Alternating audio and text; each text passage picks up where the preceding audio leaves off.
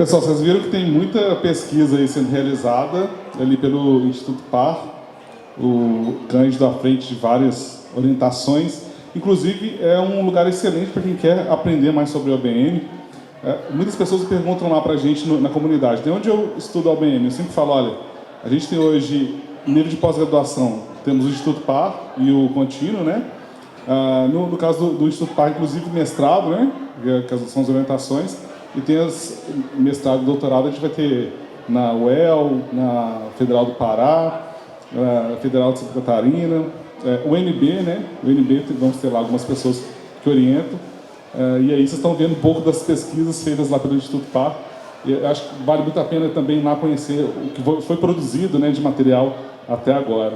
E isso mostra para a gente também que a gente precisa ter mais momentos para a gente conversar, inclusive online, né, para a gente conhecer melhor, com mais profundidade, o que cada um está fazendo.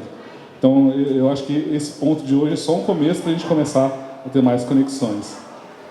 E agora eu vou chamar para conversar com a gente o Zé Marcelo, que está aqui, bem do lado, que já, apesar de ter uma vivência na academia também bem legal, o Zé tem uma vivência grande na área de segurança, de operação segura.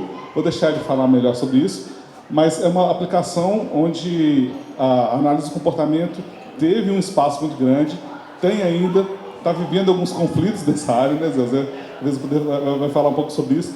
No mercado, né, a área de análise do comportamento, né, para a segurança, que é o BBS, tem tido alguns conflitos, algumas questões, mas é uma área de grande respeito, onde a gente tem infiltração, digamos assim, em organizações do mundo inteiro.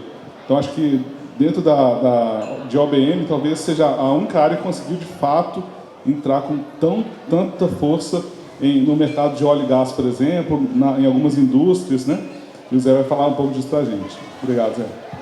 Eu que agradeço, Felipe. Boa noite a todos. Para mim é muito importante, eu fiz questão de vir aqui quando soube que teve evento, porque a gente que tem um envolvimento na carreira profissional, que exige bastante, 20 horas por semana, acaba afastado da academia, da produção de conhecimento. Então é nesses momentos aqui que eu recarrego as baterias behavioristas. E assim, então, pensando nisso também, eu pensei em trazer um pouco da minha experiência, né, de ver o ambiente social das organizações, do mercado de trabalho, principalmente na questão de segurança, que eu tenho trabalhado desde 2015. Eu vou falar de uma oportunidade muito boa que eu tive de fazer uma pós-graduação em Fatores Humanos na Segurança Operacional, né, na PUC do Rio Grande do Sul. Esse curso está espelhando o melhor curso que existe no mundo a respeito, que é da Universidade de Lund, na Suécia. Tá? Você tem grandes teóricos, a influência da Escola Sociotécnica de Administração muito grande, que é na Suécia também, onde eles se firmaram muito, o volvismo, né? Se existe um Fordismo e um toyotismo, tem um volvismo. E o tema assim, que eu pensei é falar como que comportamento aparece nessa história das teorias de acidentes dentro da engenharia. Tá? Então eu vou falar um pouco. Eu sou engenheiro de formação, acredite se quiser. Na pandemia fiz um curso online de engenheiro de segurança, consegui especialização e tudo. Mas então, na engenharia, a questão de acidentes começa com um raciocínio técnico, certo? Estruturada ao redor da ideia de barreiras de contenção de energia. Você tem processos, né, de transformação de recursos naturais em outras coisas. Esses processos envolvem manipulação de energia no sentido físico, termodinâmico. Né? Você vai ter ganhos de temperatura, pressão, velocidade. Né? Então, você vai ter, dentro dos sistemas de produção, né, determinados pontos onde, se a energia não for contida, você vai ter um acidente. Certo? Tem um psicólogo que ficou famoso com uma metáfora que se chama de queijo suíço, né? Que aqui no Brasil tem uma colega nordestina que fala, não, queijo de coalho, não é queijo suíço não, estamos no Brasil. Que é como se tivesse, né, o queijo suíço tem furos, né? Então cada furo, né, em uma barreira de segurança é contido por uma outra, e quando os furos se alinham, né, você tem várias barreiras falhando, você tem os acidentes.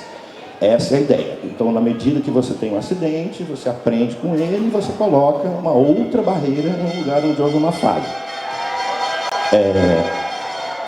O erro humano cumpre um papel muito importante aí para servir meio de bode expiatório de tudo que acontece nessa perspectiva inicial, né? Porque, vamos relembrar, uma perspectiva eminentemente técnica.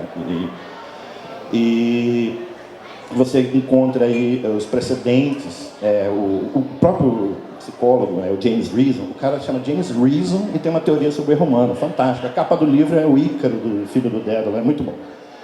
Mas, enfim, você tem uma ligação direta com o Taylorismo, né, a questão da procedimentalização do trabalho. Existe um jeito melhor de fazer, então quem não seguir esse procedimento está errando, e se tiver um acidente é por culpa desse erro, o procedimento que não foi seguido. Tá? Então, a escola aí de defesas em profundidade, né, de barreiras, segue essa teoria do queijo suíço.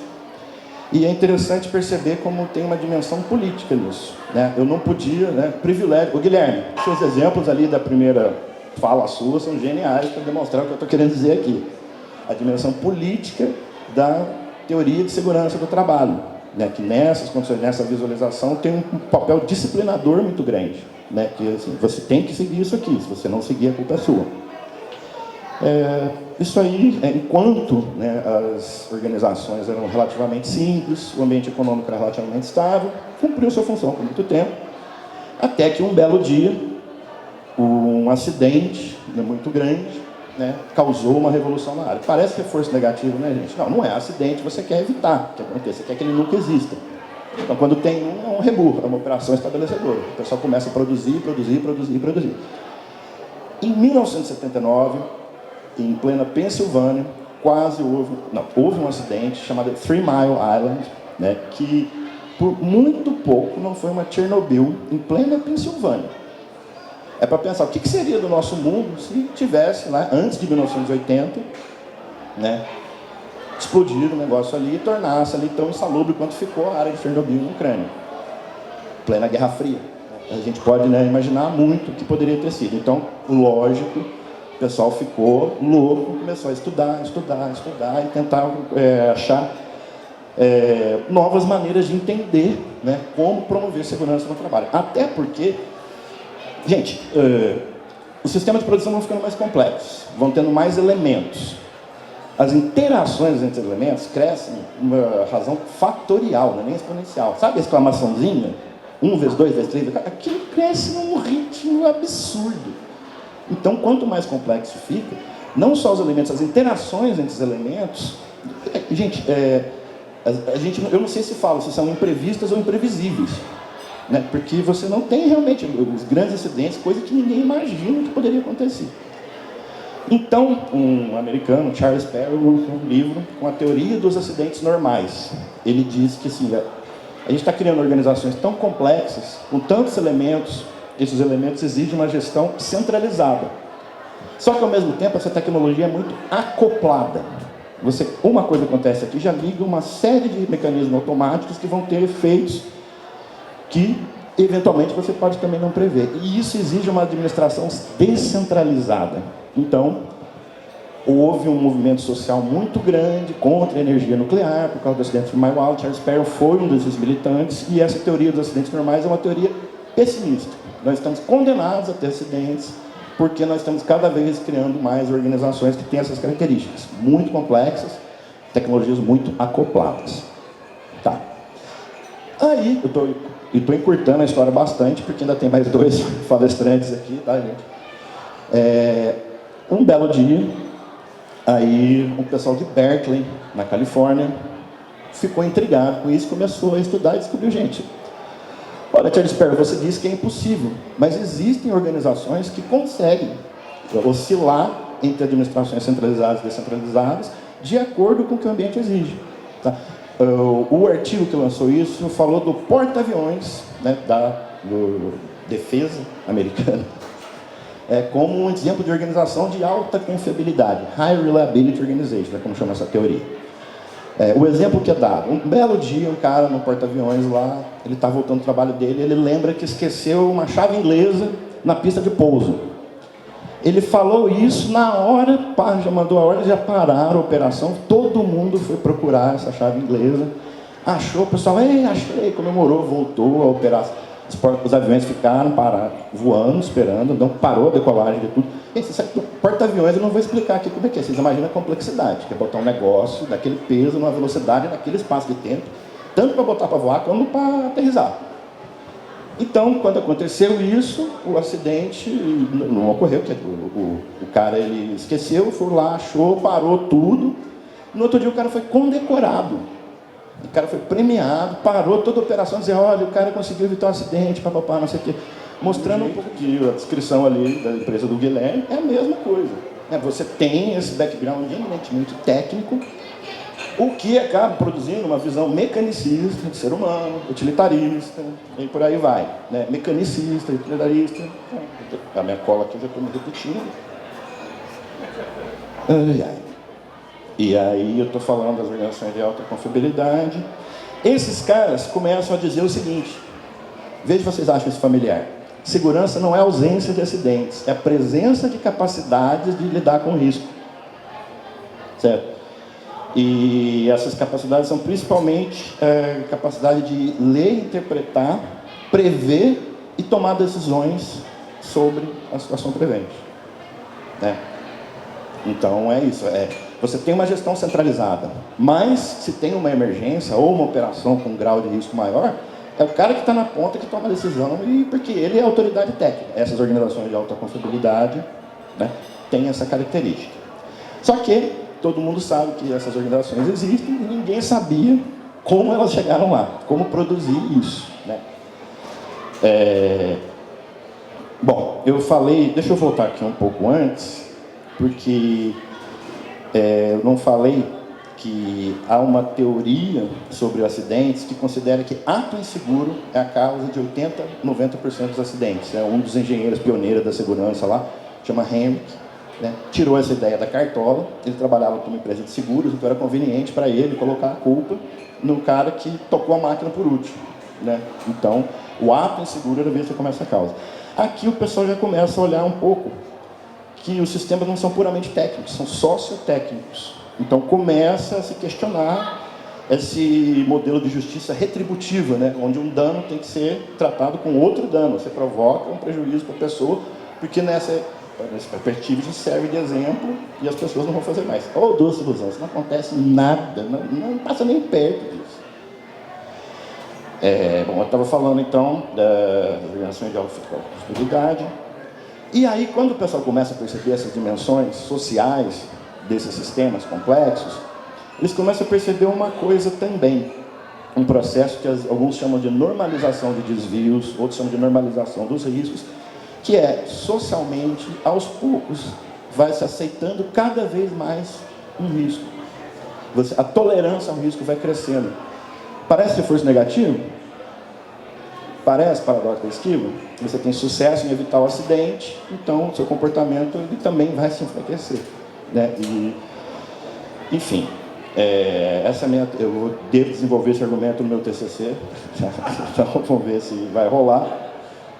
Mas fica cada vez mais claro a dimensão sócio-histórica, né? Porque você vê que um acidente ele vem sendo gestado, né, ao longo de um processo por bastante tempo. A maioria das catástrofes, dos grandes acidentes, tem essa característica.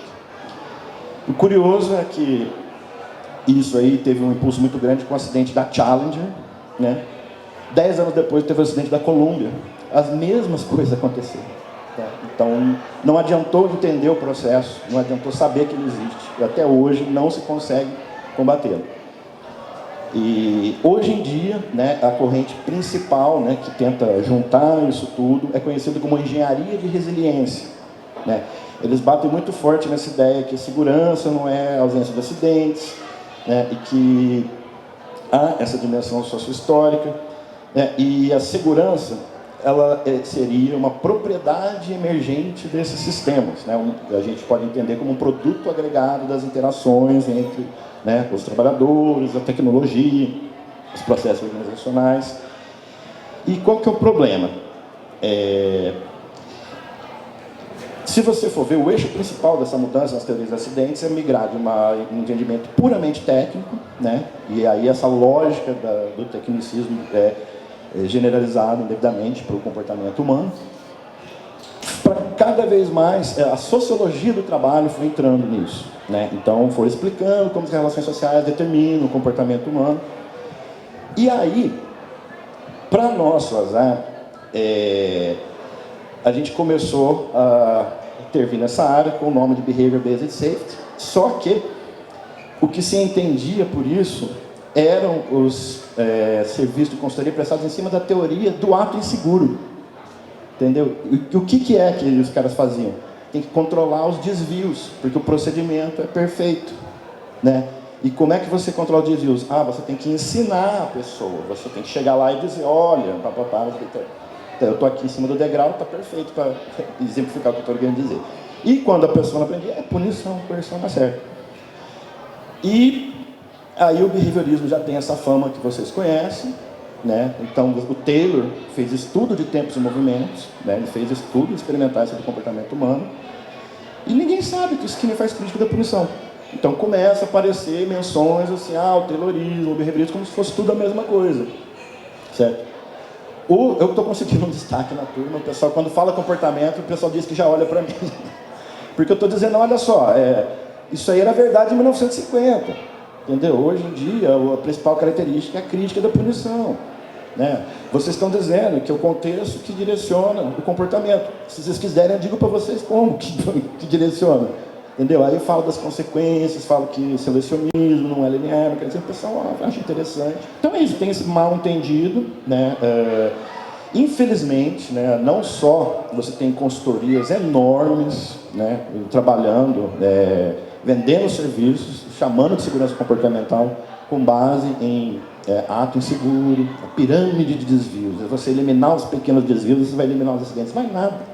Você só vai estar tendo uma desculpa para controlar coercitivamente as pessoas que estão abaixo de você na hierarquia da empresa. Essa dimensão política da segurança, né, serve de justificativa para as hierarquias de poder.